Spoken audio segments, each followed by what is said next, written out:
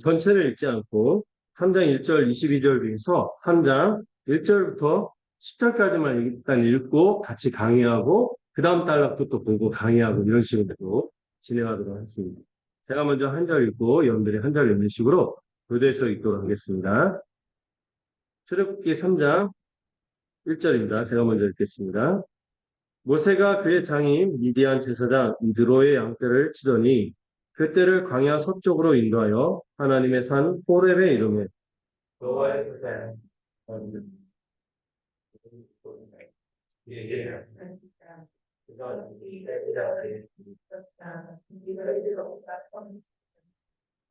이 모세가 이르되 내가 돌이켜 가서 큰 광룡을 보리라 떨기나무가 어찌하여 뜨지 아니하는고 하니 그때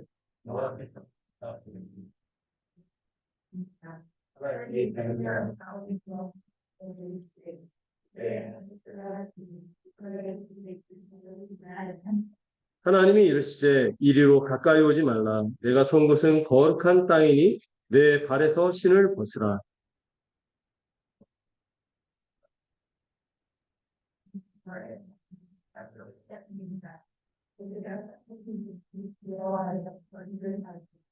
여호와께서 이르시되 내가 애굽에 있는 내 백성의 고통을 분명히 보고 그들이 그들의 감독자로 말미암아 부르짖음을 듣고 그 근심을 알고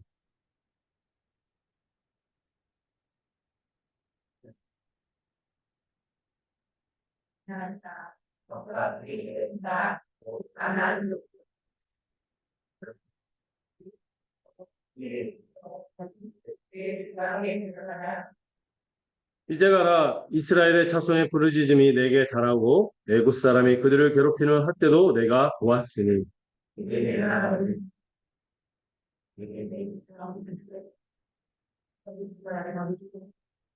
아멘. 네.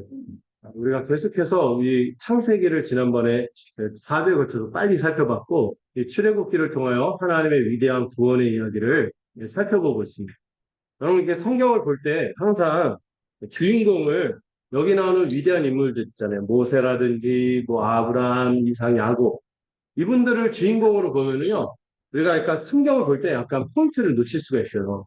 항상 이것을 이끌어가는 그 이야기의 주인공은 누구시라고요? 하나님 중심으로 이 성경을 볼 때 우리가 받는 은혜가 크죠. 모세 얘기를 하다 보면은 아 모세 훌륭하다. 근데 어떤 마음이 들까요? 아, 모세는 훌륭했지. 근데 나는 아니다. 이렇게 생각할 수 있는데 근데 사실 보면은 모세도 그렇게 그다 우리랑 좀 비슷한 사람일 거고 네, 그 모세를 위대한 믿음의 영웅으로 만들어 가시는 누구를 주목할 때 우리 하나님을 주목할 때 우리가 성경 볼 때 힘이 생기는 거예요. 이 하나님이 나의 하나님이고 하고 우리가 감사하게 되는 것이죠. 여러분 이게 하나님 중심의 성경 읽기 저희가 우리가 DBS도 한 교회 아닙니까? 이 하나님 중심으로 성경 읽는 거를 익숙해지면 좋겠어요. 그래서 진짜 뭘 해야 된다, 뭘 하지 말아야 된다. 이것도 중요하죠. 근데 내가 하나님을 만나야 되는 거예요. 성경에서. 그 하나님 어떤 분인지 알 때 그러고 싶은 마음이 막 우러나는 거죠. 억지로 막 잔소리한다고 자녀들이 또 쉽게 안 맡기잖아요. 부모의 사랑을 알아가고 부모가 그 행한 것들을 이게 몸에 젖어들 때 자유롭게 순종하는 자녀가 되지 않습니까? 우리도 그런 것 같아요.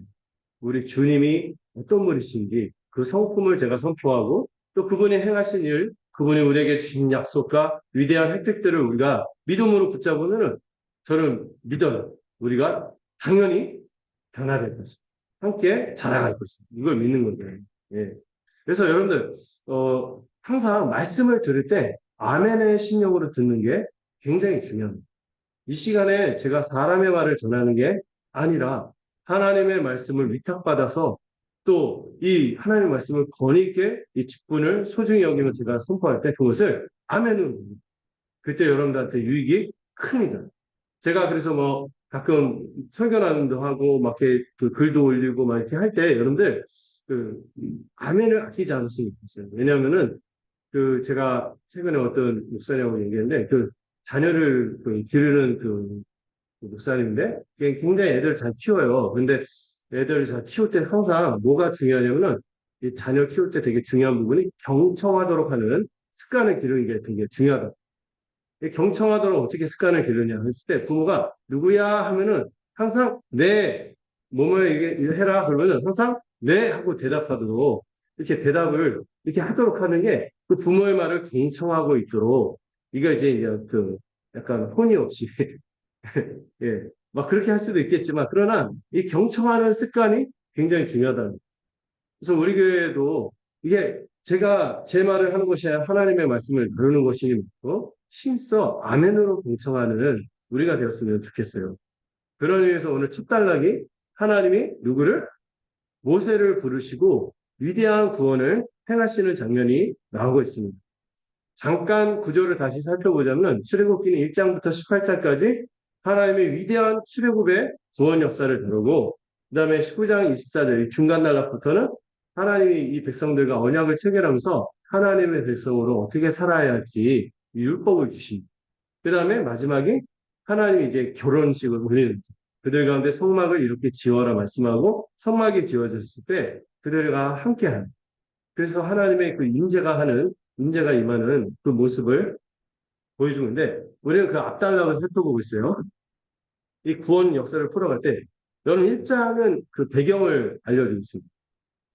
여기 나온 백성들이 어느 날 갑자기 툭 튀어나온 갑자기 히브리 사람들, 하층민 사람들이 아니라 그들의 조상이 있었죠. 누구? 아브람, 이삭, 야곱이라는 하나님께서 하나님 나라를 다시 세우기 위해서 그 불러낸 한 가족의 이야기가 아니라 이 사람들 통해서 하나님의 백성을 세우고자 하는 위대한 계획이 있음을 알려줬죠.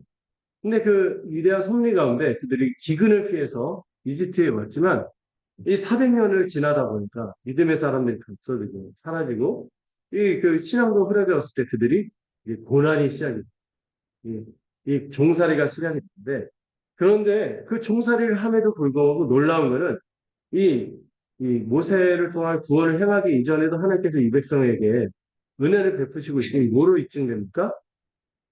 그 엄청난 이집트의 학정에도 불구하고 이 폭정에도 불구하고 이들이 엄청나게 많은 수를 이루었다는 거예요. 나중에 출애굽할 때 장정만 몇만? 60만. 지금은 뭐 전주 인구 숫자 비슷하다고 하는데요. 60만. 근데 그 남녀노소 합쳐서 60만이에요. 근데 그 군대 나갈 사람만 60만이니 고대에서 이런 숫자는 굉장한 숫자였어요.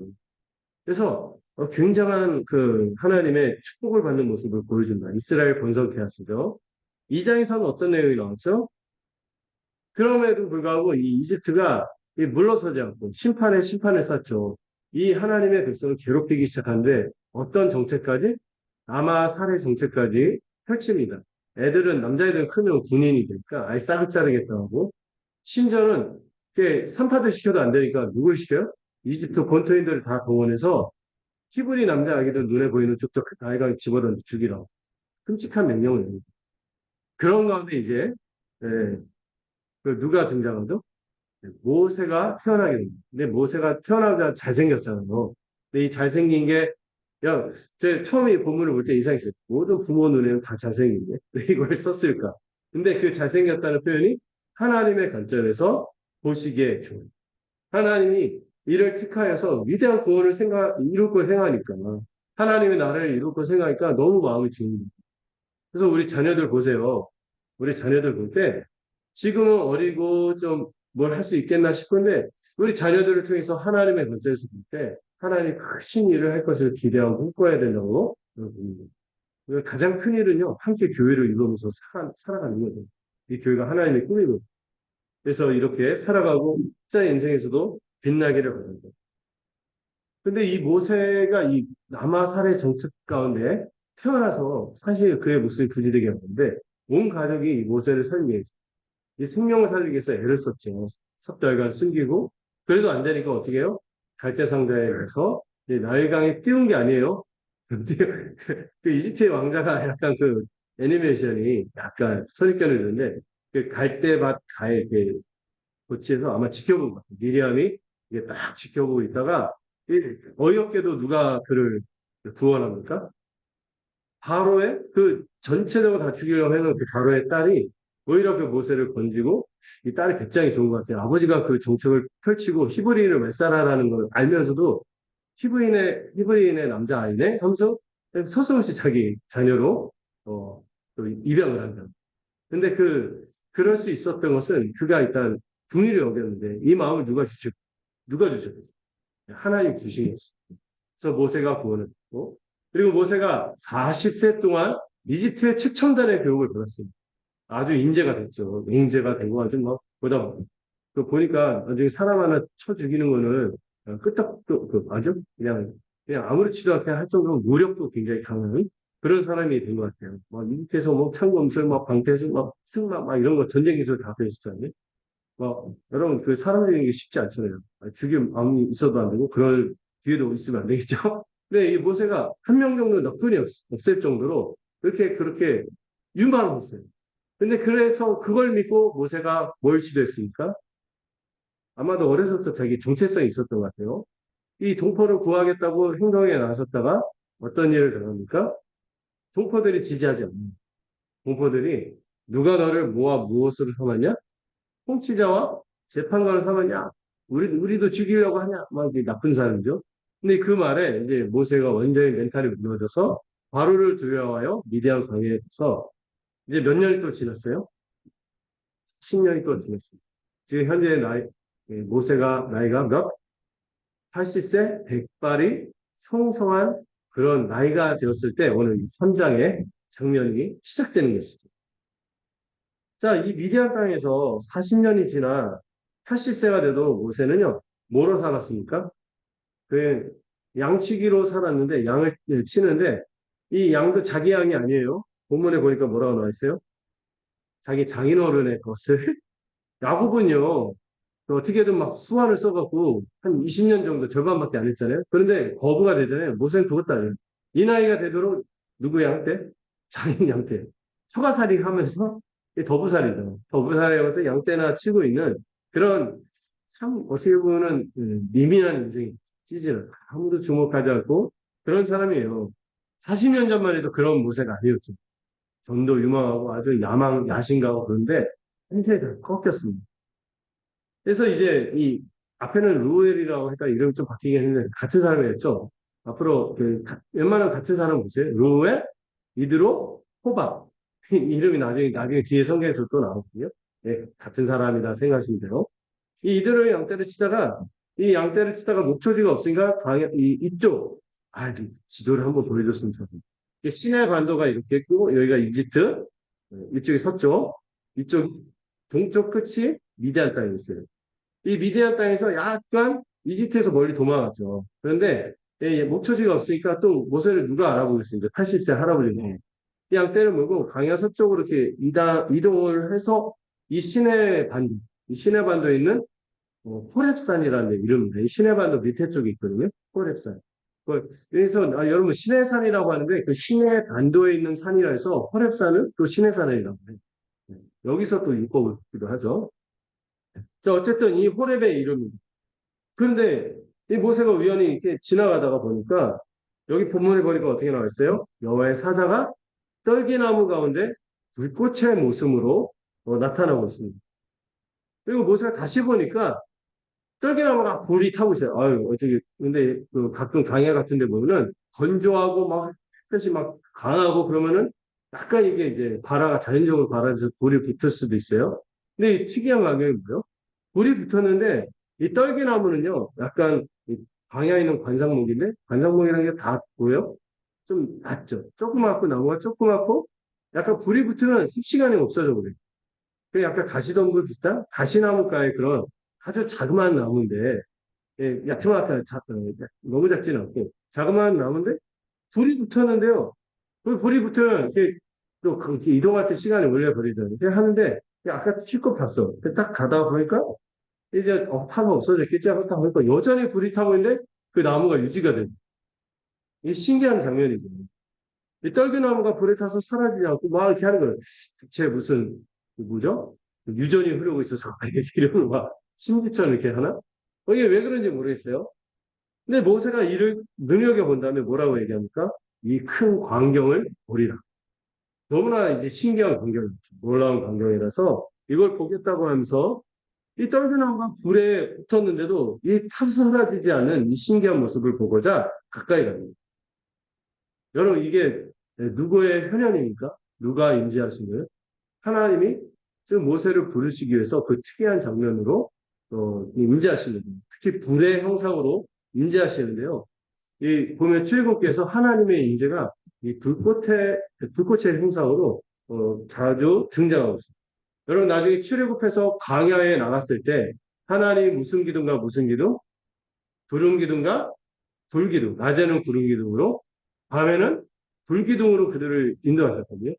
그 밤에 아무것도 안 보이잖아요. 낮에 구름 기둥 잘 눈에 띄는데 밤에 안 보일 때 이 불기둥으로서 하나님이 그들 가운데 함께 하시고 그들을 이끌어가고 있음을 보여준 것이 이 불기둥으로 홍성화에서 하나님이 보여주셨고 나중에요. 이 출애굽기 끝에 보면 성막이 완성될 때 이 쉐키나가 무슨 말인지 아세요?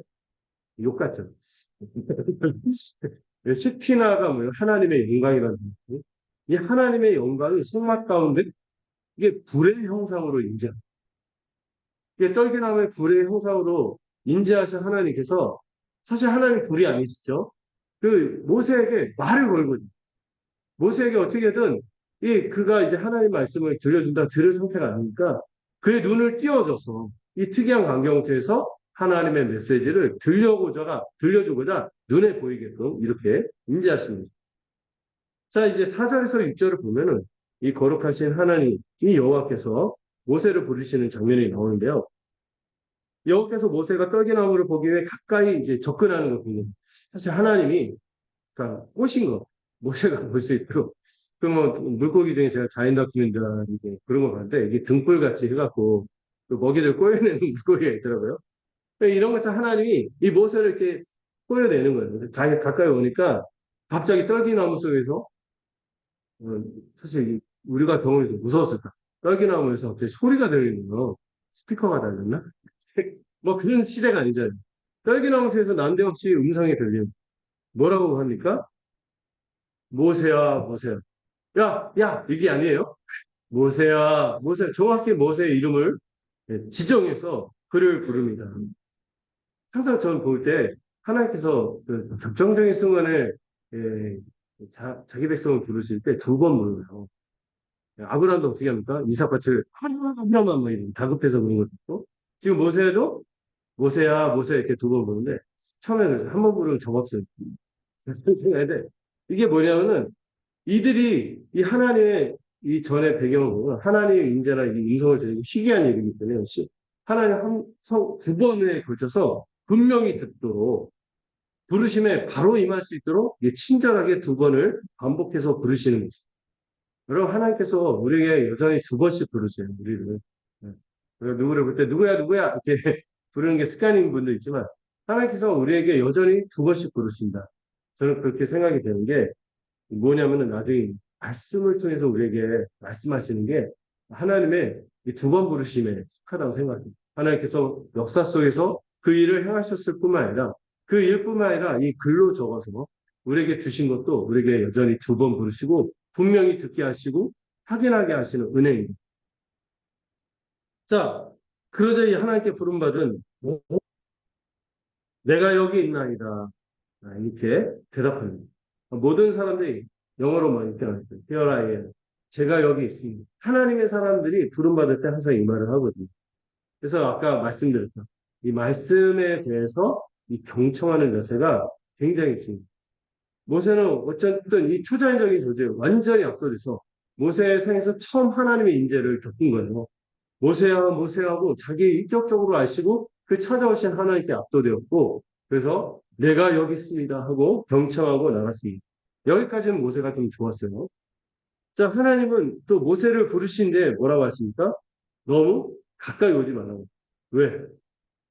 왜 그럴까요? 모세가 서 있는 곳이 어떤 땅이라고요? 거룩한 땅이에요. 그 땅만 특별해서 거룩한 땅일까요? 아니죠. 누가 계시기 때문에? 하나님이 임재하시기 때문에 그 땅이 거룩해진 것이죠. 그렇기 때문에 어떻게 하라고 합니까? 내 발에서 신을 벗으라. 고대에서는 이 신발은 뭐죠? 여러분들 발 건강이 되게 중요하다면서요. 이 발을 보호하고 뭔가 오물과 이게 더러운 것들로부터 자기를 지키는 수단이었죠. 그래서 이 신발이 어때요? 항상 더러운 상태예요. 그 뭐요? 옛날에는 예배당도 신발 벗고 들었는데 오물을 해결할 수 있는데 냄새를 해결 못했어요. 그래서 지금 씹어치고 들어온 걸로 바뀌었지만, 나중에 성전 들어가고 할 때도 신발 교정은 따로 없어요. 아마도 하나님의 임재가 있으니까 거룩한 땅으로 생각하고 맨발로 다니는 거예요. 이게 뭐예요? 하나님 앞에서 정결하고자 하는 시도인 것입니다. 하나님 앞에서 정결하고 하나님이 거룩하신 분이 특별히 우리가 이 오염되는 게 다 뭐 때문이에요? 이 죄에 관련된 거예요. 하나님이 죄인이 우리를 부르실 때 우리가 하나님이 거룩하신 분이니까 감히 가까이 갈 분이 아니거든요. 그리고 그 땅을 하나님이 임재하셨기 때문에 우리가 함부로 그분 앞에 행할 수 없는 것입니다. 그래서 신을 벗는 거예요. 죄악의 신을 벗는 거죠. 여러분 사실 너무 공감됩니다. 우리가 어디 있든지 하나님이 함께 하시기 때문에 여러분 어디 있든지 그곳이 어떤 땅이에요? 거룩한 땅임을 잊지 마십시오. 지금 모세는 지금 모세 인생에 처음 하나님을 임재했기 때문에 지금 모세가 선 바로 그 땅이 하나님이 옛적부터 계셨고 지금도 계십니다. 앞으로도 함께 하실 그런 땅임을 알려주십니다. 그래서 그가 신발을 벗었습니다. 여러분 이 장면이 좀 참 인상 깊어요. 우리가 요셉의 생애를 통해서 우리가 배운 두 가지 교훈. 우리가 어떤 은혜 가운데 살아간다고요? 임마누엘의 은혜와 또 항상 뭐를 기억하라? 하나님 앞에 서인 이 코란데의 믿음을 기억하고 살라고 했잖아요. 이집트에 있든지 어디에 있든지 화장실에 있든지 목욕탕에 있든지 어디에 있든지 어느 장소든 하나님이 함께 하시기 때문에 어느 곳에 있든지 우리는 거룩하신 하나님 앞에 서 있고 거룩한 땅에 서 있음을 기억하고 늘 뭐를 먹고 살아가는 마음으로 죄악의 신을 벗는 마음으로 살아가야 됩니다. 우리 더러운 죄악의 신을 벗고 세존자가 되어서 하나님 앞에 살아가는 자들이 우리인 것입니다. 이것을 벗음으로 우리는 하나님을 경외하는 것을 표현하는 것이며 또 하나님 앞에서 어떤 마음을 갖는 거예요? 여러분 하나님 앞에서 까불지 마세요. 이상한 천벌받은 어떤 목사가 이상한 얘기까지 했는데 입에 담기도 싫어요. 근데 여러분 하나님 앞에서 우리가 진짜 두려워해야 돼요. 하나님은 우리가 경외할 뿐이고 감히 다가갈 뿐이 아닌 거죠. 지금 예배하는 이 시간도 마찬가지. 우리가 하나님 앞에 있음을 기억하셔야 돼요. 그랬을 때 우리의 태도가 경배해요. 네. 하나님의 임재가 있을 때 잠잠할지어다. 이런 얘기도 우리가 거룩한 주님의 임재 있음을 기억하며 예배하는 자로 날마다 살아가야 됩니다. 그 중에 절정이 주의 공예배고요. 우리의 일상도 마찬가지입니다. 우리가 누구 앞에서 살아가요? 하나님 앞에서. 거룩한 땅에 서 있음을 기억하고 죄악의 신을 벗는 우리 모두가 되어야 하겠죠. 예배 시간만이 아니에요. 예배 이후의 식사 시간. 그리고 우리가 교제하는 가운데서 우리가 주의 말씀을 배울 뿐만 아니라 우리가 일상을 살아갈 때도 여러분 어디에 서 있다고요? 거룩한 땅에 서 있음을 기억하십시오. 자, 그리고 하나님은 계속해서 자신이 누구인지 말씀하시는데요. 뭐라고 하십니까? 하나님은 모세의 하나님인데 언제적부터 조상적 조상의 하나님인데 누구의 하나님? 여러분 우리 창세기를 배웠잖아요. 어떤 하나님? 아브라함에게 역사하고 나타나고 아브라함을 신실하게 돌봤던 그 하나님. 이삭의 삶 속에서 그 약속을 이뤄가시면서 그의 삶 속에 평강을 주셨던 그 하나님. 야곱의 이 죄 많은 인생을 하나님께서 무던히 참으시며 그로하여 번성케 하고 하나님의 백성을 이루도록 하신 그 하나님이라고 말씀하신 여러분 이 관용구처럼 하나님에 대해서 표현할 때 아브라함의 하나님, 이삭의 하나님, 야곱의 하나님 이렇게 표현하는 것은 창세기를 기억하는 사람 또 그들이 우리의 조상이라고 생각하는 모든 성도들에게 아주 은혜가 됩니다. 하나님 어떤 분이세요? 옛적부터 계셨고 지금도 계시며 영원히 우리를 이렇게 함께 하시면서 우리와 함께 하시면서 이 언약을 주실 뿐만 아니라 하나님은 시건치 않기 때문에 그 말씀을 반드시 신실하게 우리 삶 속에서 이루시고 지키시는 그 하나님이다. 이런 신앙 고백이 들어있는 이름이 그 칭호가 아브라함의 하나님, 이삭의 하나님, 야곱의 하나님입니다. 이거를 다른 말로 역사적인 신앙이라고 생각하고 있습니다. 우리 역사를 살아갈 때 우리 앞에 있었던 신앙의 인물들의 역사와 단절돼서 살아가는 것이 아니라 거기에 함께 이어져서 그 위대한 구원 역사를 이루어가는 일원으로 살고 있다는 고백이 어떤 하나님? 여러분 한번 기도할 때 아버지요 막 이런 막 이렇게 하는데 다른 호칭으로도 막 불러보세요. 여호와 하나님 막 뒤에도 배우겠죠. 엘로힘 하나님 그 높으신 하나님 또한 어떤 하나님? 아브라함 하나님, 이삭의 하나님, 야곱의 하나님. 아브라함의 하나님이 저의 하나님이지 않습니까? 이삭의 하나님이 저의 하나님이지 않습니까? 야곱의 하나님이 저의 하나님이지 않습니까? 하면서 모세를 부르셨. 우리에게도 동일한 하나님으로 다가오시는 분임을 기억하시기 바랍니다. 네. 모세는 이 말씀을 듣자요. 어떻게 했습니까? 와, 하나님, 우리 하나님이 땡큐! 하고 이렇게 손 들고 나간 게 아니라 어떻게 했습니까? 그 말씀을 듣자 두려워했습니다. 하나님 배우기를 두려워하고 얼굴을 가렸습니다. 하나님과 눈도 마주치지 못하고 하나님의 얼굴을 보지 못할 뿐만 아니라 하나님 임재를 감당하지 못할 자도 자기를 인식하는 거예요.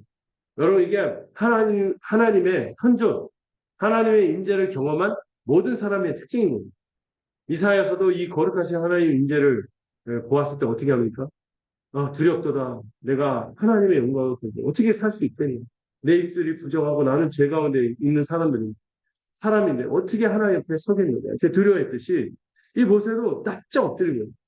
나중에 예수님의 이 신성을 베드로가 그 우연히 발견했어요. 그 물고기를 잡아라. 저 깊은 데 가서 해라. 했는데 아무 데 가서 던졌다가 물고기 다 피는 이 초자연적인 경험을 하고 나서 이 예수님에서 신성을 느꼈어요. 구약의 하나님에서 나타났던 그 신성을 느낄 때 베드로가 어떻게 합니까? 납작 등을 부들부들 떨면서 납작 엎드려서 주여 저를 떠나서서 저는 죄인이로 이렇게 고백하는 거죠. 뭐 우리가 하나님 함부로만 나갈 수 있게 주님도 그러시죠. 너희가 가까이 함부로 올 그런 존재가 아니 거룩하신 하나님임을 말씀하세요. 우리는요 거룩하신 하나님의 얼굴을 감히 볼 수 없는 왜 그렇습니까? 하나님 어떤 분이세요? 거룩하실 뿐만 아니라 하나님은 공의로우신 분입니다. 우리가 죄가 있기 때문에 하나님께 감히 가까이 갈 수 없습니다. 하나님께 조금만 가까이 가도 어둠이 빛이 비치는 순간 사라지듯이 이 공의의 심판을 피할 수 없음을 직감하기 때문에 이 모세는 얼굴을 가리고 납작 엎드리니 그러나 여러분 놀라운 것은 이거는 우리 입장이고 하나님은 그럼에도 불구하고 누구를 찾아오셨어요? 이 죄인 피조물 나중에 보면 모세가 정말 이상하거든요. 처음 부르시는 장면이죠. 그럼에도 불구하고 이 죄인인 모세를 몸을 낮춰서 찾아오셨다는 것을 우리가 기억하고 감사를 드리는 거죠. 자, 이 7절에서 10절을 보면은 이 여호와 하나님께서 자신을 알리시며 이스라엘을 애굽에서 구원하시겠다고 약속하시는데요. 이 모세에게 말씀하십니다. 애굽에 있는 내 백성의 고통을 분명히 보고 그들의 감독자로 말미암아 부르짖음을 듣고 그 근심을 아신다. 이렇게 말씀하셨어요. 어디서 들었는데?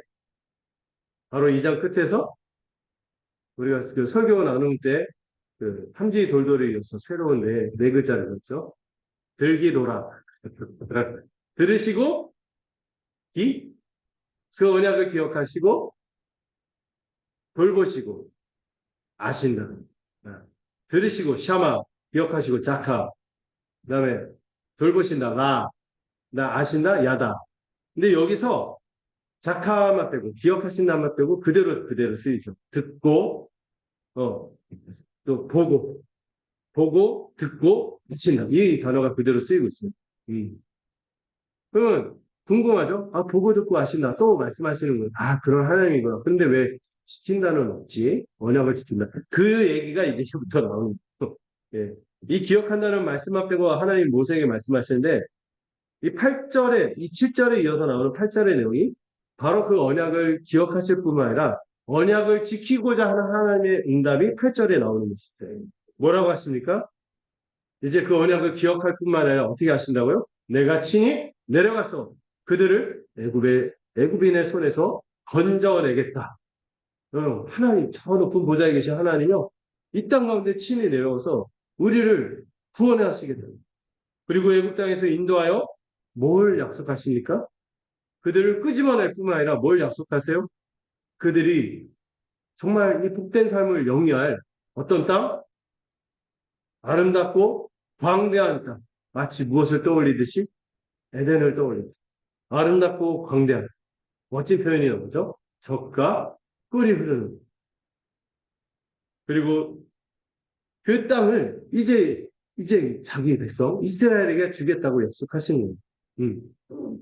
어떤 분은 젖과 꿀이 흐르는 땅을 하나님과 밀월 관계를 즐기는 땅 이렇게 표현하더라고요. 밀월 관계가 문제였어요. 하나님과 한이문. 네. 하나님과 이 복된 관계를 누리면 하나님의 축복을 받고 그분 안에서 서로 아름답게 살아가는 그런 땅을 주시겠다고 약속하신 거예요.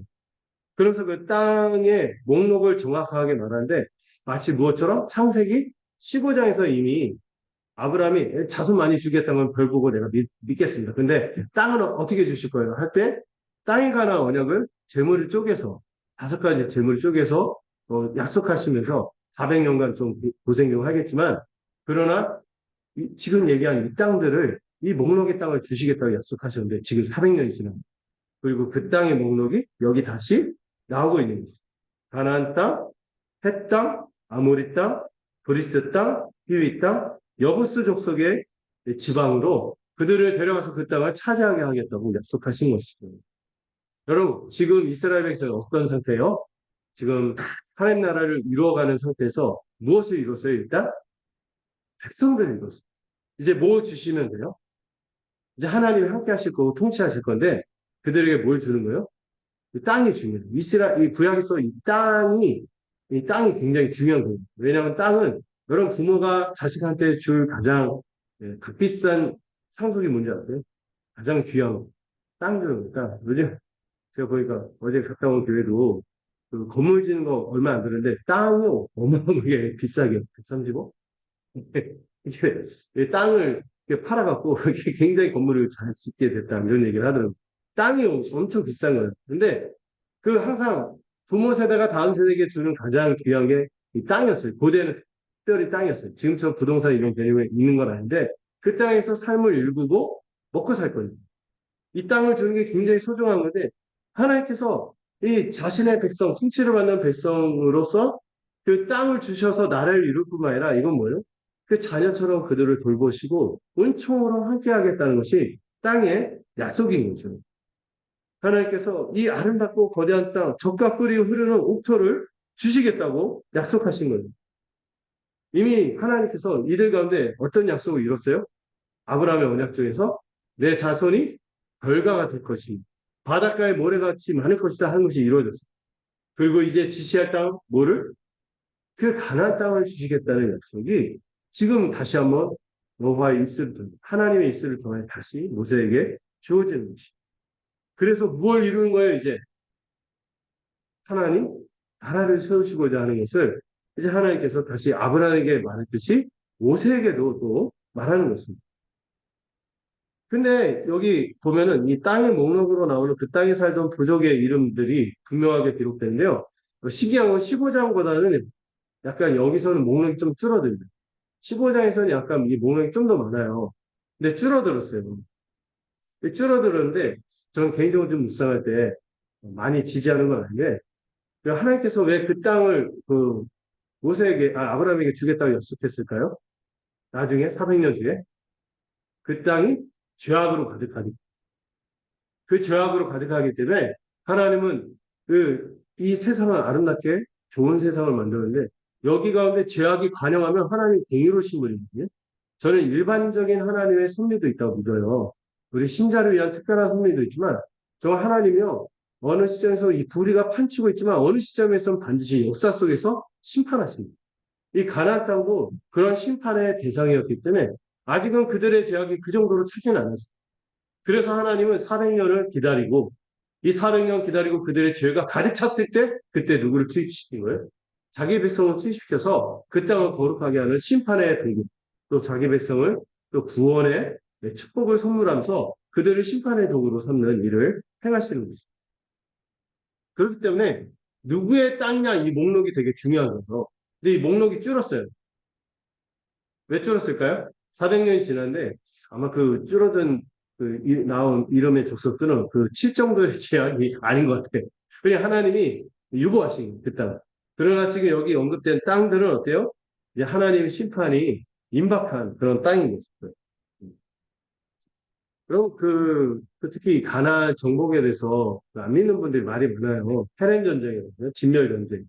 네, 나중에 여수와나 이거 살필 때도 다시 말씀드리겠지만, 그럼 이 진멸 전쟁은요, 미국이요, 있잖아요.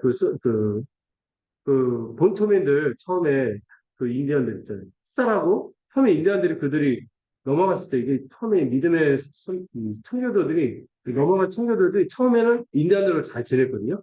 근데 이 청교도들이 나중에 다른 사람들이 들어와서 인디언들을 학살할 때 침묵을 했어요.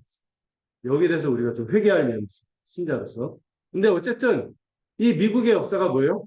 본토민들을 학살하고 그 땅에다 자기 나라를 세운 이 제약된 배경을 갖고 있거든요. 근데 지금 가나안 정복 전쟁을 그런 식으로 생각하면 된다?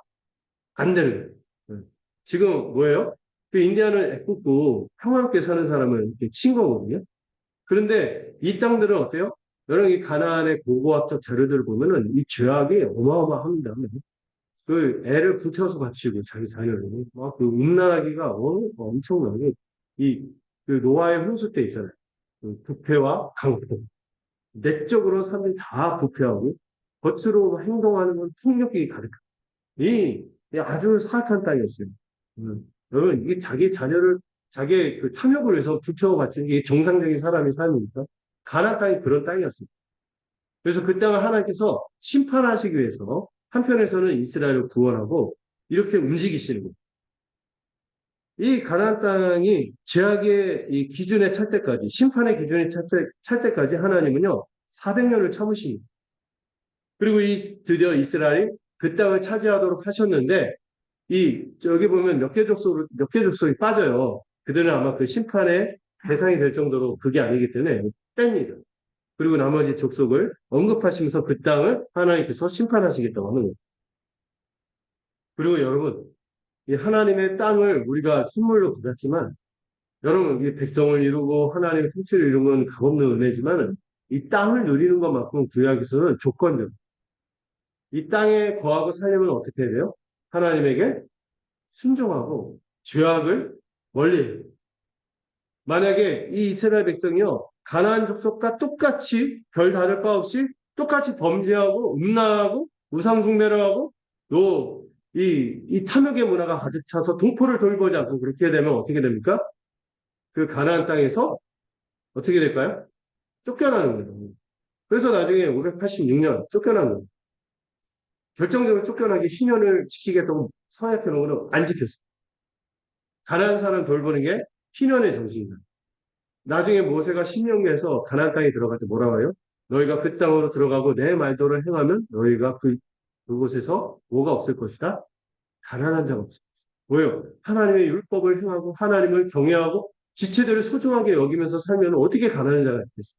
근데 이들은 우상숭배와 이 죄악된 세상 문화를 받아들임으로 거룩함을 잃어버렸게 해요. 동포를 멸시하고 이렇게 했기 때문에 심판을 받고 그 땅에 원래 거했던 사람들과 다를 바 없어졌을 때 하나님이 그들을 쫓아내신 것이죠. 그래서 여러분, 우리가 믿음으로 구원을 받고 은혜로 구원을 받습니다. 그리고 우리가 거룩하게 살아가는 것도 저는 믿음으로 된다고 믿어요.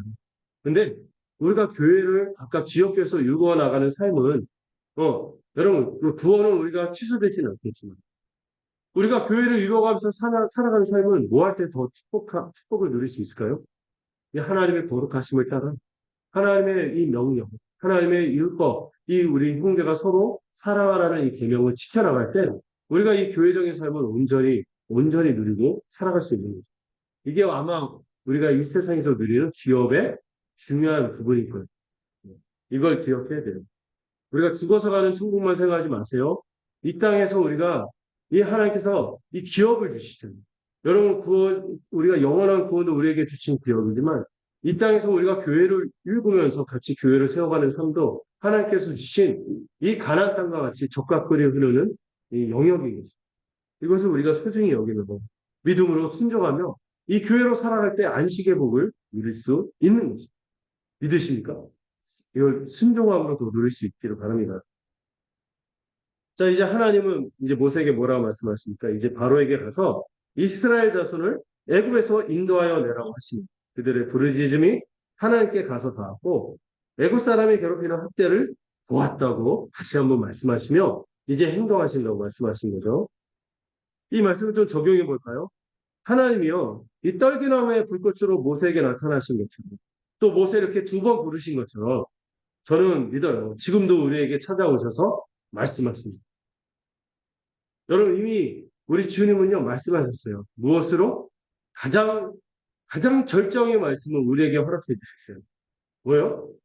2000년 전에 말씀이 육신이 되어 성육신으로 이 땅 가운데 그리스도를 통하여 오셨고 모든 하나님의 뜻과 구원 계획을 남김없이 알려주셨어요. 우리가 구약을 통해서도 이 신령한 하나님의 은혜를 알지만 여러분 신약에 나타난 우리 주 예수 그리스도를 통하여 나타난 이 구원의 이 놀라운 소식은 비교할 수 없는 거예요. 어떤 분은 이제 구약 이야기가 재밌다 그러는데 여러분 신약에 나타난 이 성취된 이야기가 얼마나 위대한 이야기인지 우리가 마음으로 보씹을 수 있습니다. 우리 주 예수 그리스도를 통하여 주신 이 복음의 소식이 너무나 벅차고 기쁜 것이죠. 그분이 우리에게 떨기나무의 불꽃으로 말한 것보다 더 강력하게 이 땅 가운데 친히 내려오셔서 육신으로 우리 가운데 함께 하시고 우리의 모든 죄를 십자가에서 사시고 역사하셨다는 사실은 가장 위대한 말씀을 주신 것이며 우리를 또 그분의 제자로 지금도 성령을 통하여 부르시지 않습니까? 우리가 그 가운데 모세보다 더 위대한 부르신 가운데 있다는 것을 기억하십시오. 모세가 이렇게 부름받은 게 부럽나요? 안 부러워요. 우리가 더 위대한 부르심을 받아요. 그분이 성육신하셔서 지금도 이 하늘 보좌에 앉으셔서 그분의 성령을 통하여 십자가 운동을 우리에게 베푸시고 우리를 자기의 백성으로 부르십니다. 여기에 내가 여기 있나이다. 아멘하고 나갈 수 있는 우리 모두가 되기를 바랍니다. 지금도 이 기록된 말씀과 이 성령으로 우리 주 예수 그리스도의 이 구원의 영광을 드러내고 전하게 하시죠. 저 같은 이 목사의 직분을 가진 자들이 이 함께 공예배에서 권위있게 선포할 때 이를 아멘으로 믿는 자는 저는 복될 줄로 믿습니다. 우리 같은 죄인에게 그러하실 필요가 없음에도 하나님은 이 모세 패배의식에 쩔고 이 아무것도 아니고 이제 백발이 성성한 보잘것없는 노인이 된 모세를 부르셨잖아요. 근데 우리를 또한 부르십니다. 그래서 위대한 구원을 행하시는 겁니다. 그리고 동시에 우리가 기억할 부분이 있어요. 하나님께서 우리를 이렇게 은혜로 부르셨지만 우리를 또한 하나님이 거룩하신 분인 것도 잊지 말아요. 우리 하나님은 우리의 모든 죄악을 도말하시고 용서하시고 은혜를 베푸신 분이지만 그러나 우리가 하나님 앞에 설 때 어떤 마음으로 서야 돼요? 우리의 더러운 신발을 벗고 우리에게 신실하신 그 하나님은 하나님이 자신의 성품 어떤 분임을 알려주세요. 아브라함이 하는, 이삭이 하는, 야곱이 하는, 할 때 조상이 하는 그의 하나님인 것을 알려주실 때 야호하지 않으세요. 어떻게 했습니까? 감히 죄인이 자신을 찾아주신 하나님의 은혜 간지덕지할 뿐만 아니라 그 하나님의 공로심에 압도되어 납작 엎드린 겁니다. 우리도 이런 마음이 있습니다. 하나님의 은혜에 압도되면서 한편에서는 하나님의 거룩하심, 이 공의로심에 압도되어서 살아가야 하는 것입니다. 여러분 하나님을 두려워하시고 경외하시고 하나님 우리에게 신실하게 자녀로 대하시지만 우리의 마음은 하나님께 경외하고 경외할 만한 아버지로서 존중하며 나가야 하는 것이죠. 물론 우리 하나님은 우리의 모든 사정을 들으시고 보시고 아시는 은혜로운 하나님입니다. 그리고 그 언약을 지키시는 분이죠. 그러나 또 우리는 하나님이 거룩하신 하나님을 믿고 그 땅을 누릴 수 있는 것은 그분의 거룩하심을 따라 살아갈 때 그것을 우리가 온전히 누릴 수 있음을 기억해야 합니다. 여러분 하나님이 주신 그 언약의 내용이 뭐라고요? 젖과 꿀이 흐르는 가나안 땅 하나님 나라를 누리는 것인데 여러분 죽어서만 천국 사는 거 이것만 소망하고 살아가는 신앙생활은요 너무 볼품없고 하될 것 없는 것 같아요. 여러분 이 땅에서도 함께 하나님 나라를 누리기 위해서 뭐로 힘껏 살아야겠습니까? 교회로 힘껏 사는 우리가 되기도 이 땅에서도 제대로 누리기 위해서 힘 애쓰지 않으면은 우리 믿음의 선배들이 슬쩍 이제 경고해요. 이 땅에서도 제대로 누리기 위해서 애쓰지 않은 사람들이 어떻게 다음 세상을 기대할 수 있겠니? 소망할 수 있겠니? 여러분 우리가 교회로 사는 순간이 중요해요. 하나님 불꽃 같은 눈으로 지금도 보십니다. 우리가 하나님의 안전에 있고 그 목전에 있음을 알 때 우리가 어떻게 감히 함부로 해갈 수 있겠어요? 특히 우리가 서로에게 대해서 정말 신실할 수 있기를 바랍니다. 음. 11절에서 15절 한번 읽어보도록 하겠습니다. 11절, 15절. 제가 읽고, 연들 읽고, 15절 같이 읽을게요. 제가 먼저 읽겠습니다. 모세가 하나님께 아뢰되 내가 누구이기에 바로에게 가며 이스라엘 자손을 애굽에서 인도하여 내리까? 하는 분이 시대 내가 담으시어 내가 이렇게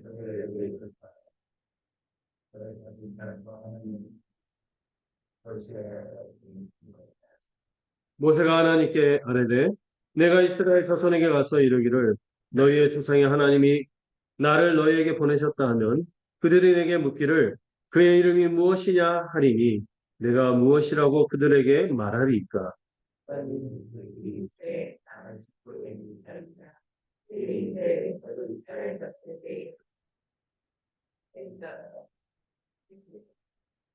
함께 읽겠습니다. 하나님이 또 모세에게 이르시되 너는 이스라엘 자손에게 이같이 이르기를 너희 조상의 하나님 여호와 곧 아브라함의 하나님 이삭의 하나님 야곱의 하나님께서 나를 너희에게 보내셨다 하라. 이는 나의 영원한 이름이요 대대로 기억할 나의 칭호니라. 아멘. 이 성경 전체에서도 정말 위대한 단락입니다. 그래서 하나님께서 친히 자신의 이름을 알려주십니다. 네. 여러분, 우리가 누구를 알아갈 때 제일 중요한 게 뭐예요? 처음에 총성명하는 거예요. 네, 이름을 알아야 해요.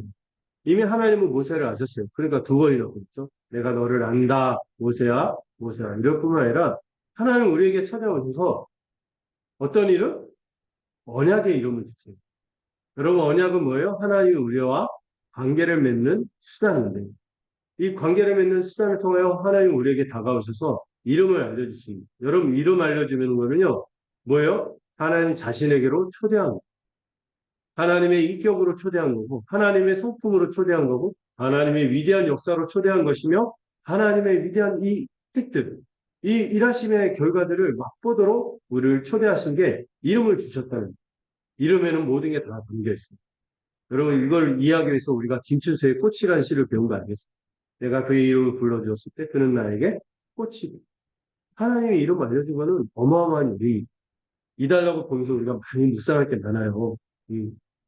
자, 제가 그래서 좀 미리 묵상하고 오시라고 제가 우리말 성경을 올리는데 한번 읽어오시면 되게 더 도움이 되실 거예요.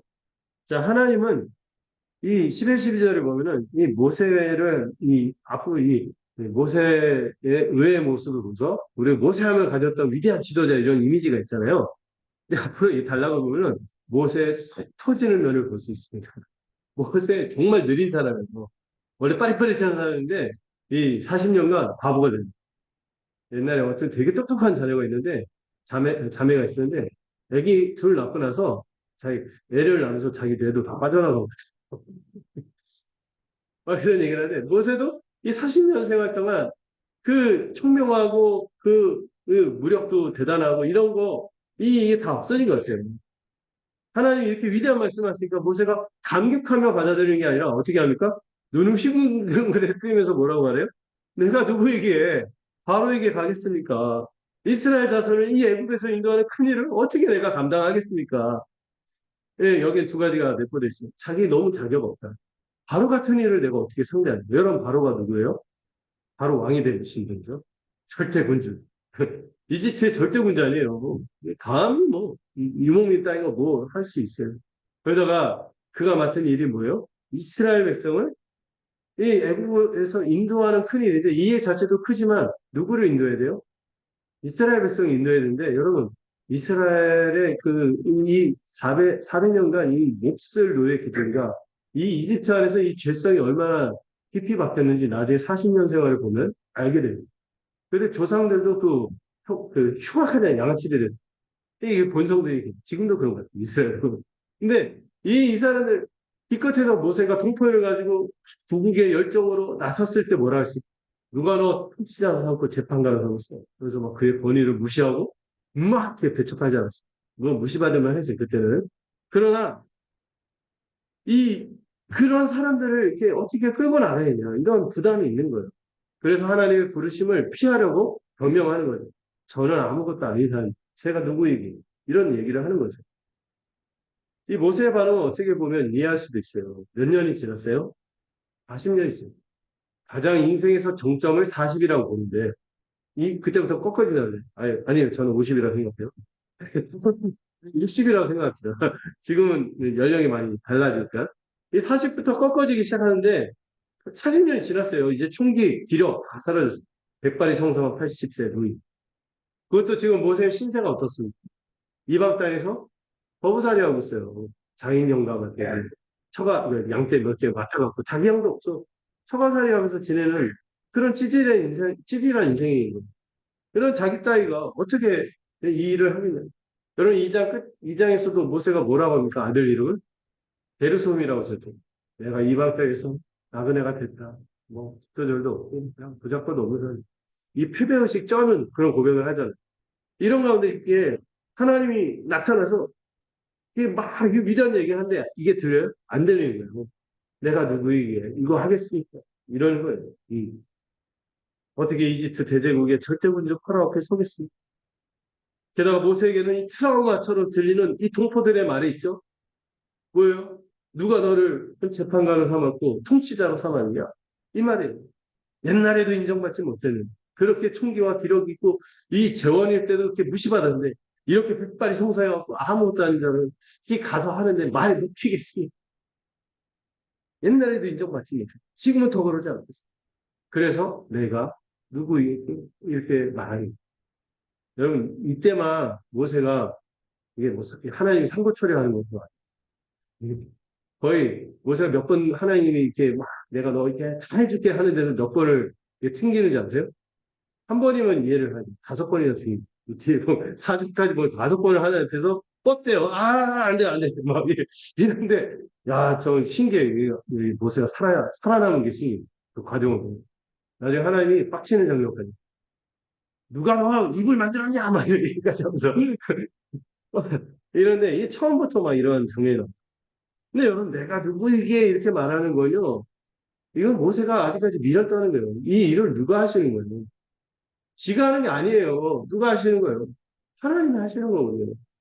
모세가 생각하지 못한 게 있었어요. 모세를 부르시는 분이 누구냐? 이게 중요한 거예요. 여러분, 우리가 어떠함이 의미 없어요. 우리를 부르시는 분이 어떤 분입니까? 전능하신 하나님이신 거예요. 그리고 그 하나님이 뭐라고 말씀하실까? 곧이어서 내가 너와 반드시 함께 있을 것이다. 이 한마디면 다 끝나는 거예요. 무슨 5번 이렇게 가. 이 한마디면 끝나는데, 이 모세가 이렇게 또 뒤에 보면 또 이 곧바로 그 다음 단락에서 또 이상한 얘기를 하는데, 어쨌든, 이 하나님은 모세가 백성을 애굽에서 인도해낸 후에 함께 어떻게 하도록 하겠다? 이 산으로 다시 돌아와서 하나님을 예배하도록 하겠다. 너만 오는 게 아니라 이스라엘 백성 한 명도 남기지 않고 다 데리고 와서 나를 예배하도록 하겠다. 이것이 증거다. 하고 말하는 이게 너를 보내고 이스라엘 사람들에게 이스라엘 구원을 위해 너를 보냈다는 것에 증거가 될 것이다. 이런 얘기를 하는데 여러분 이 산으로 다시 시내산에 와서 하나님께 언약을 맺고 예배하는 장면은 아주 뒤의 일이죠. 근데 뒤에 일어날 일인데 이것이 증거다 하는데 증거는 어떻게 해야 돼요? 과거에 일어난 일을 증거로 드밀어야 되잖아요. 근데 하나님은 미래에 있을 것을 증거로 드립니다. 왜? 반드시 그 일을 행하실 거예요. 하나님 어떤 분이에요? 어제도 계셨고 오늘도 계시고 영원히 계실 분이고 그분은 변하지 않는 분인데 한 번 약속하면 끝나는 거예요. 미래의 일인데 마치 이미 된 것처럼 말씀하시는 내가 이렇게 돌아오면은 넌 알 거야. 내가 너를 보냈다는 증거. 이렇게 얘기하는 거죠. 우리의 구원도요. 여러분 결국에 이 약속의 끝에 뭐가 있어요? 결국엔 돌아와서 하나님을 섬기고 예배하게 됩니다. 이 섬긴다는 아바드라는 단어가 예배라는 뜻이 있어요. 예배한다는 거예요. 여러분, 우리가 구원받은 것도 앞으로 영원한 최종적인 구원을 받을 것도 우리가 무엇을 통해 증거를 삼는 거예요? 우리의 예배를 통해서. 그래서 구원받은 자는요, 이 신자는 이 정체성이 뭐 할 수밖에 없어요? 하나님께 예배할 수밖에 없어요. 이미 구원받은 자가 자신 안에 증거가 있기에 하나님께 예배하고 예배가 기쁜 거예요. 예배를 지겨워하시니까, 예배를 힘들어 하시니까 예배가 언제 끝나? 막 이러고 있으니까 여러분 구원받은 증거가 있는지 돌아보세요. 내가 구원받은 증거가 있으면 이 시간에 얘기하는 것들 여러분 지겨운 얘기가 될 수 없어요. 우리에 관한 얘기고 우리의 구원에 관한 이야기이기 때문에 기쁘게 받아들이게 되는 것이며 이 하나님이 하시는 말씀 내가 이 내 백성을 반드시 인도해야 될 것이며 이곳에서 나를 예배하게 될 것이다. 이것이 나의 증거다. 이렇게 얘기하는 그 음성을 듣기 바랍니다. 자, 이 14절 보시면 이제 드디어 하나님이 모세에게 이스라엘에게 계시할 이름을 알려주시는데요. 여기서 이제 모세가 두 번째로 전문 용어 좀 쓸게요. 퉁을 칩니다. 첫 번째 한번 퉁쳤죠. 제가 누구이길, 제가 뭐길래 이랬잖아요. 이번에는 저는 하나님의 이름을 모릅니다. 이렇게 말해요. 저는 하나님이 누구인지 정확히 몰라요. 이렇게 얘기해요. 어떤 분이 이렇게 얘기하는 건 하나님 저는 신학자가 아닌데요. 하나님에 대해서 잘 모르는데요. 이렇게 얘기하는 부분이 이 모세가 이 두 번째로 하나님 부르심을 피하는 자입니다. 뭐라고 합니까? 내가 이스라엘 자손에게 가서 너희 조상의 하나님이 나를 너희에게 보내셨다면 그들이 하나님의 이름이 무엇이냐고 할 텐데 자기가 뭐라고 그들에게 말하겠냐고 말하고 있어요. 이 말은 뭐예요? 모세도 그 이름을 모른다는 얘기입니다. 내가 하나님 잘 모르는데 어떻게 하나님 나를 어떤 분이 모르지만 이게 압도된 거지 지금 영광스러운 하나님께 압도됐지만 야, 하나님 제가 잘 모르는데 어떻게 그 백성한테 제가 어떻게 말만 해갖고 어떻게 되겠습니까? 제가 하나님 모르는데요. 하나님 이름을 알아야 되고 그들에게 알려줘야 되는데 그 이름 좀 알려주세요 했는데 여러분 이름 알려준 건 뭐 알려준 거예요? 하나님 자기 자신을 다 주신 거예요. 그리고 알려주신 이름이 뭐예요? 음, 스스로 있는 자라는 위대한 이름이 14절에 나오는데요. 지금 모세가 이름을 요구하는 맥락이 또 있죠. 자신이 지금 주의 일을 이제 맡아서 하려고 하는데 하나님에 대한 지식이 부족하다. 하나님의 성품도 잘 모르고 하나님의 일하심도 모르고 약속이 무엇인지 모르기 때문에 안 된다는 거예요. 여러분 가끔 우리가 얘기하는 것 같지 않아요? 뭐 주의 일을 맡아서 복음을 전하십시오. 누구를 양육하십시오 하면 제가 잘 모르는데요. 막 이렇게 얘기하잖아요. 근데 여러분 전할 때 더 알게 돼요. 나눌 때 더 알게 됩니다. 이 하나님이 친히 이 자신의 이름을 계시해 주시는데 그게 바로 우리에게 알려진 여호와라는 이름이에요. 여러분 오늘 3장의 말씀을 자세히 들여다보면요. 이 하나님이 엘로힘이란 표현이 하나님이거든요. 엘로힘이란 표현을 쓰기도 하고 여호와라는 이름을 쓰기도 하는데 이때 비로소 하나님이 정확하게 자신의 이름을 여호와인 것을 알려줍니다. 여러분 이거를 창세기 1장으로 쭉 돌아가면은 하나님이 온 세상을 창조하셨을 때 자신이 모세가 그 하나님의 이름 뭐로 기억합니까? 엘로힘. 엘로힘 하나님으로 고백해요. 근데 그 1장에 나타난 하나님 어떤 하나님이에요? 말씀만으로 창조하신 전능하신 하나님이요. 이거를 좀 신학적인 용어로 이거는 좀 기억해 두시면 좋겠어요. 초월의 하나님. 우리를 뛰어넘으시고 우리가 감히 범접할 수 없는 그런 하나님으로 1장에서 말씀하셨습니다. 그 놀라운 하나님이 그 영광스러움을 인간에게 자신의 형상으로 인간을 이렇게 만들었다는 게 영광스럽죠. 근데 2장에서는요. 똑같이 심지창조를 그리는데 거기서는 하나님의 이름 뭐로 소개하는지 아세요? 여기서 계시하신 여호와란 이름으로 알려주십니다. 이 여호와란 이름의 특징이 뭐냐면 알아두세요. 인간 삶에 우리의 삶에 깊이 개입하고 언약 관계를 맺는 하나님을 표현할 때 여호와라는 이름을 씁니다. 그래서 하나님은 뭐예요? 우리가 감히 범접할 수 없는 여호와는 뭐예요? 우리에게 다가오셔서 우리와 관계를 이 하나님은요. 이런 양면성이 다 있으세요. 신비롭죠? 십자가에서도 하나님의 양면성이 들어요. 하나님 우리가 감히 범접할 수 없는 공의로운 하나님이세요. 그런데 하나님은 우리가 그분에게 범접할 수 없고 우리는 심판받을 수밖에 없는데 우리를 구원하시고자 그 아들을 통해서 사랑을 베푸신 내재하신 우리 가운데 언약을 이루시고 사랑으로 다가오신 그런 하나님이기도 하신 거죠. 여기서 그 이름을 번갈아서 씁니다. 모세조차도 처음에 이 하나님의 이름을 정확히 몰랐던 거예요. 그래서 14절에 히브리어로 예후의 아시아르 예후에 이거 뭐 기억하실 필요까지는 없는데 예후의 아시아르 예후에 이게 뭐냐면 나는 스스로 있는 자다. 영어로는 I am, who I am, that I am, 막 다양하게 번역을 해요. 네. 이게 뭐예요? 이게 이제 우리가 통상적으로 알고 있는 여호와라는 이름이에요. 여호와. 근데 여러분 성경 다른 번역 보면 가끔 야훼라고 번역하기도 해요. 왜 이런 일이 벌어졌냐면은 히브리어는요. 그 자음만 기록해 있어요. 이 모음이 나중에 생겼어요. 읽을 때 자음만 썼는 거예요. 그래서 제가 그 제 아내를 볼 때 그 지읒 시읒 미을 이렇게 부르고 뭐예요? 집사라. 지읒 시읒 지읒 하면 헷갈려. 장소진이기도 하고 지읒 시읒 이런 장소 집사. 이게 뭐 조금만 한 글자만 달려도 의미가 확 달라지고 해서 그런데 모든 언어는 사실 언어로 늘 소통하니까 그 자음 모음을 굳이 안 써도 어떻게 부르는지 부전으로 다 알았어요. 근데 문제가 생겼어요. 음. 하나님의 이름을 망령되이 일컬으면 안 된다는 계명이 있잖아요. 이것 때문에 하나님의 이름을 함부로 안 불러서 그 자음을 두고 처음에는 있었는데 어느 순간 사라집니다. 자음만 있으면 어떻게 불러야 될지 모릅니다. 어. 왜 하나님 이름을 함부로 부르지 못하니까 항상 그 이름 자음 대신에 뭐라고 불렀어요?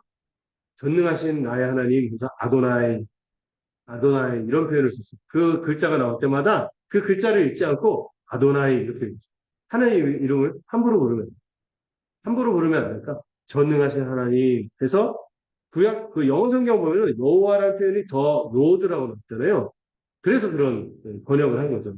왜냐하면 헬라어에서도 이 야훼를 어떻게 읽을지, 여호와를 어떻게 읽을지 몰라서 히비의 주님 이렇게 번역을. 이거는 좀 TMI 같지만 여러분 알아두시면 좋은 상식입니다. 네.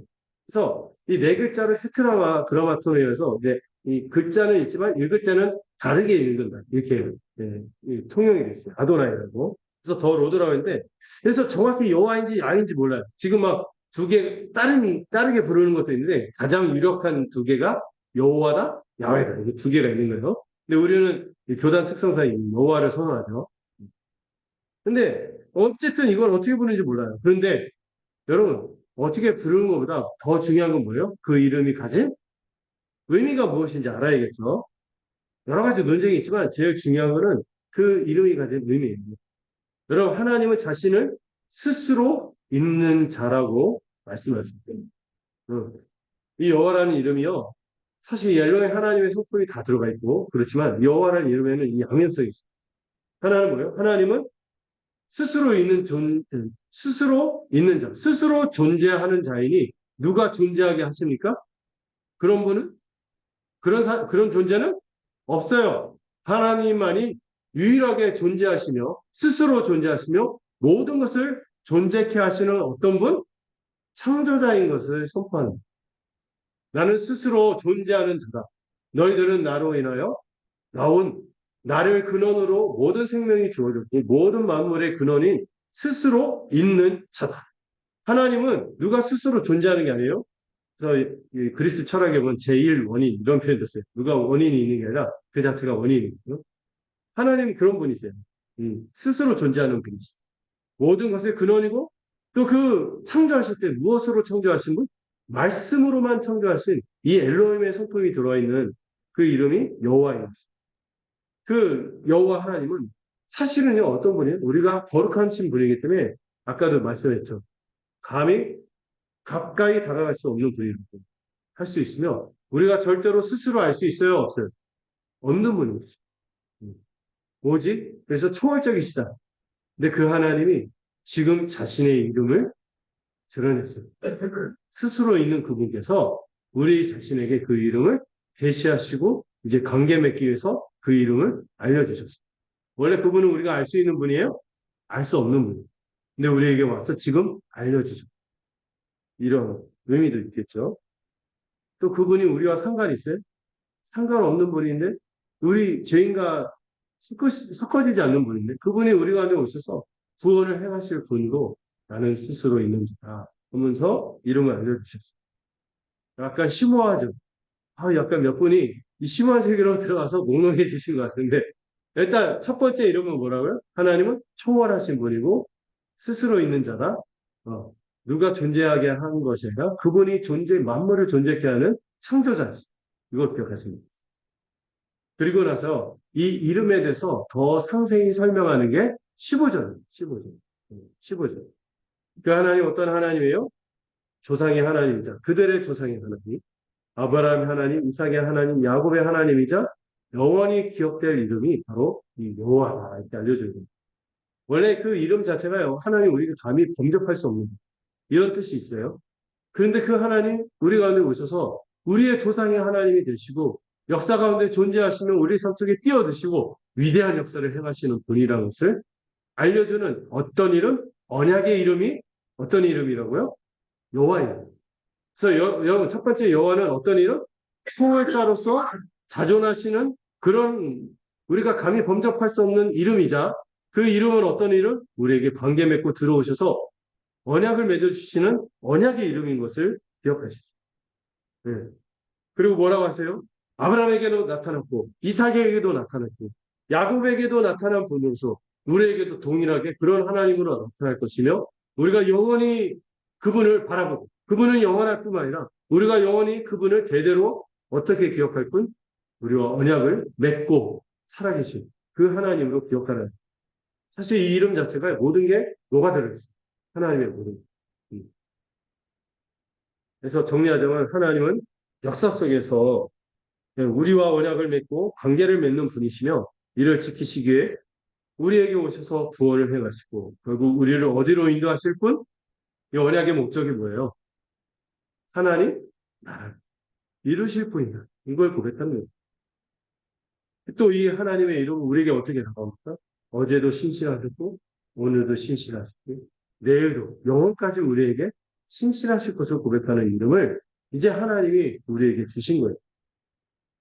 이름을 주신 의미에 대해서 살펴봤죠. 우리와 관계 맺고 교제하겠다는 거예요. 그래서 여러분 그 요한일서에서 구원을 사귐이라고도 표현한다고 했잖아요.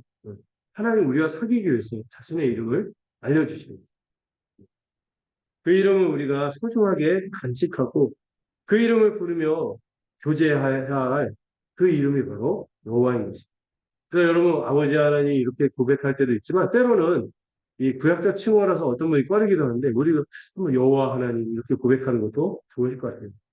우리의 전능하신 창조자이자 우리가 감히 다가갈 수 없는 거룩하신 분인데도 우리 죄악으로 가득 찬 우리 인생에 오셔서 언약을 맺고 신실하게 지켜주시고 신실하게 나를 돌보시고 나와 사귐을 갖는 분으로 고백할 수 있는 여러분이 되시기를 바랍니다. 제가 지금 그 강렬한 예감이 들었는데 세 번째 대전은 다음 주에 해야 된다는 그 예언의 마음이 네, 막 들어왔어요. 자, 여러분 이 말씀도 정리해 볼까요? 여러분 이 모세가 지금 하나님에게 버팅의 모습을 보면서 좀 이상하지 않습니까? 근데 우리가 이런 면이 다소 있어요. 우리는요 어떤 죄를 하거나 무엇을 할 때 자격이 있어야 무엇을 한다는 생각을 종종 하곤 합니다. 근데 여러분 심지어는요 우리가 구원받은 것도요 야, 하나님 내가 이런 면이 있었으니까 나 이뻐하셨지 이런 생각하는 분들이 좀 있을 수 있어요. 오랜 세월 지나서 특히 교회에서 많이 있게 하면은 교회 안에서도 그 있잖아요. 내가 이거 오랫동안 해왔기 때문에 내가 뭐 이거 당연히 인정받아야 되고 내가 이렇게 하지 이런 생각을 하거든요. 근데 여러분 애초부터 이 모든 것이 우리가 자격이 있어서 한 게 아니잖아요. 우리가 은사가 있긴 하지만 그 은사도 누가 주셨어요? 하나님이 주셨어요. 하나님이 부르셨기 때문에 감당하는 것이죠. 우리의 부르심, 이 구원과 우리의 소명과 사명들은 우리가 자격이 있어서 감당하는 것이 아닙니다. 지금 모세는 자괴감에 빠진 모습으로 자기의를 드러내는 거고 어떤 분은 자랑하는 모습으로 자기의를 드러내지만 여러분 이 어떤 자괴감 있죠. 열등감, 패배감 이것도요 교만한 거예요 하나님. 하나님이 우리를 부르시고 우리와 함께 하신다면은요 왜 혼자서 왜 내가 자괴감에 빠져있고 실패했다고 자기를 규정하고 그렇습니까? 왜 자기를 실패한 인생이라고 그냥 쉽게 규정해요? 우리는 그런 사람들이 아니에요. 그것도 자기의예요. 말씀드렸죠. 열등감도 자기예요. 여러분 구원이나 우리가 주의를 감당하면서 우리가 교회로 살아가는 것이나 우리가 자격을 갖춰서 하는 것이 아닙니다. 애초부터 주님이 부르셨고 또 계속해서 누가 함께 하실 거예요? 주님이 함께 하실 것을 믿고 살아가는 것입니다. 이것이 우리를 그 온전한 주의 백성으로 살도록 하는 것입니다. 또 우리가 무엇보다 힘써야 하는 것은요. 주님의 이름을 알아. 주님의 이름을 부르고 알아가는 것입니다. 주님이 그러라고 그 이름을 주셨거든요. 주님은 전능한 창조자이시며 우리에게 오셔서 지금도 일하시고 영원토록 함께 하시는 구원자입니다. 이름 있고 우리는 살아가는 것입니다. 우리 하나님께서 이 전체 구원 역사에서 언약을 신실하게 지키셨습니다. 여러분 나중에 이 구약 전체 성경을 어렴풋이 자세히 아는 분들도 있지만 어렴풋이 아는 분들도 알아요. 이 모든 언약들이 모아져서 절정으로 누가 오셨어요? 구원 사역을 이루기에 우리 주 예수 그리스도께서 절정으로 이 땅 가운데 오셨습니다. 그리고 이 십자가로 모든 구원 사역을 이루셨습니다. 우리는 그래서 그 이름으로 구원을 받는 겁니다. 그래서 사도들이 우리 주 예수님을 예수 그리스도라고만 고백하지 않고 뭐라고 고백합니까? 우리 주 예수 그리스도라고 고백하는데 그 우리 주가 구약에서 여호와 하나님을 아도나이라고 호칭했던 그 호칭을 사도들이 취해서 바로 구약에서 여호와 하나님으로 이 언약을 지키기 위해서 이 땅 가운데 친히 내려와서 수많은 구원을 이루시고 인도하였던 그 이름이 바로 우리 주 예수 그리스도의 이름이다. 구약의 여호와 하나님, 그분은 성부 하나님으로서 위격은 다르지만 그 하나님의 뜻을 다 담아내고 온전히 다 드러내시고 우리에게 이루신 분이 바로 예수 그리스도이기에 예, 사도행전에서 그런 선언을 하죠. 베드로, 천하 모든 이름, 바울이 천하 모든 이름에 예수 이름 말고는 구원을 얻을 수가 없다. 이렇게 얘기를 하는 것입니다. 구약에서 여호와를 전능하신 주님이라고 부르는 것처럼 사도들은 우리 예수님에게 그 칭호를 부여했습니다. 그래서 여호와 하나님이여 우리 주 예수여 연달아 고백해 주세요. 아버지만 부르면 아들만 또 아들만 우리 주 예수여 이렇게 구하는 것도 가능해요. 근데 아버지가 섭섭할까? 물론 주 예수여 할 때 우리가 그분 안에 있는 예수 안에 있기 때문에 하나님의 자녀로 된 자로서 당연히 고백하는 거예요. 그러나 이 은혜로 이름들을 우리가 곱씹으면서 우리 주님께 나가야 했습니다. 성부이신 여호와 하나님처럼 그 아들이신 예수님도요. 어떤 분이세요? 스스로 존재하시는 분. 예수님은요. 물론 아버지로부터 나오신 분이지만 예수님은 이 역사가 있기 이전부터 영원전부터 계신 분. 그리고 예수님은 그 역사 안으로 들어오셔서 언약을 성취하신 그 아버지 하나님처럼 우리 가운데 언약을 이루신 분이죠. 우리는 이 복음을 통해 예수를 알아가는 성경 전체를 통해서 우리 주 예수님을 만나고 힘써 기억하고 알아가야 하는 것입니다. 그리고 여러분 무엇보다 우리 안에 혹시 패배의식이나 열등감 이런 것들이 있다면은 주님이 함께 하심을 기억하세요. 열등감도 그만하면 하세요. 하나님이 안 계신 것처럼 생각합니다. 내 인생 내가 마음대로 살아가는 것처럼 생각하니까 내 패배 그리고 네 여러분의 삶의 모양이 어떻다고 하나님이 정하실 때가 있어서 그렇게 인도하세요. 그걸 인정하세요. 아멘으로 받아들이시고 그리고 우리에게 주어진 주님의 이름을 믿고 알아가고 힘껏 부르시길 바랍니다. 말씀을 맺어볼게요. 두 가지로 맺어볼게요. 여러분 거룩하신 하나님은 우리를 부르십니다. 그리고 우리를 구원하시고 또한 우리가 그 적과 꿀이 흐르는 땅에서 거룩하게 살기를 원하시는 분이시죠. 그렇다면 우리가 질문을 던져야 돼요. 우리가 거룩한 땅에 서 있음을 기억하고 내가 벗어야 할 더러운 신발이 무엇인지를 기억하시길 바랍니다. 또한 우리가 흠없고 거룩한 자녀로 우리가 교회를 잘 세워갈 때 우리 주님께서 우리 교회를 통하여 적과 꿀이 흐르는 안식의 장소로 만들 것을 우리가 늘 소망하기를. 두 번째로 하나님은 자격 없는 우리를 부르셨어요. 애초부터 우리가 괜찮아서 부른 게 아니라 정말 말도 안 되는 인생이죠. 그리고 우리의 모습도 그렇게 대단해 보이지는 않은 것 같아요. 그런데도 불구하고 하나님 뭐라고 하십니까? 내가 반드시 너와 함께 있습니다. 그거면 끝난 거예요. 여러분 하나님 함께 하십니까? 그러면 내 인생 끝난 거예요. 잘 된 거예요. 성공한 거예요. 다른 걸로 성공을 규정하지 마시고 여러분 누가 함께 하신다면 하나님이 함께 하신다. 그걸로 족하는 거죠. 그리고 그분은 심지어 우리에게 뭐까지 알려주셨어요? 자신의 이름까지 친절하게 알려주시는 분이신 것입니다. 그래서 여러분 교회는 이 힘써 여호와의 이름을 부르고 알아듣고 우리 주 하나님의 아들을 알고 믿는 것에 하나 되도록 힘쓰는 것이 마땅한 것입니다. 우리 힘써 나아가는 우리 모두가 되기를 소망합니다. 기도하겠습니다.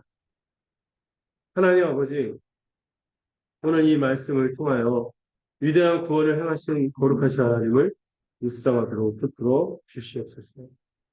우리 하나님은 얼굴 일 없고 찾을 것 없는 그런 우리 인생 가운데 찾아오셔서 위대한 구원을 행하시니 우리로 이 하나님 나라의 꿈을 꾸게 하시는 그런 언약의 하나님임을 기억하게 하여 주시옵소서. 그 하나님을 기억하고 날마다 찬송할 뿐만 아니라 우리가 늘 눈을 들어 하나님의 거룩하심을 볼 수 없는 자임을 기억하고 그러나 우리가 하나님 앞에 있음을 기억하며 거룩한 땅에 서 있음을 기억하며 날마다 죄악의 신발을 벗고 주님 앞에 겸비한 심령이 되도록 축복하여 주시옵소서. 또한 주님께서 우리 가운데 일을 행하시고 역사하실 것을 소망하면서 흔들리지 않게 하시고 자괴감에 빠지지 않게 하시고 늘 위로하시며 우리에게 자신의 이름을 계시하시는 그 주님의 이름을 힘써 알아가고 배우는 우리 귀한 서연의 지체들이 될 수 있도록 축복하여 주시옵소서. 예수님의 이름으로 기도드렸습니다.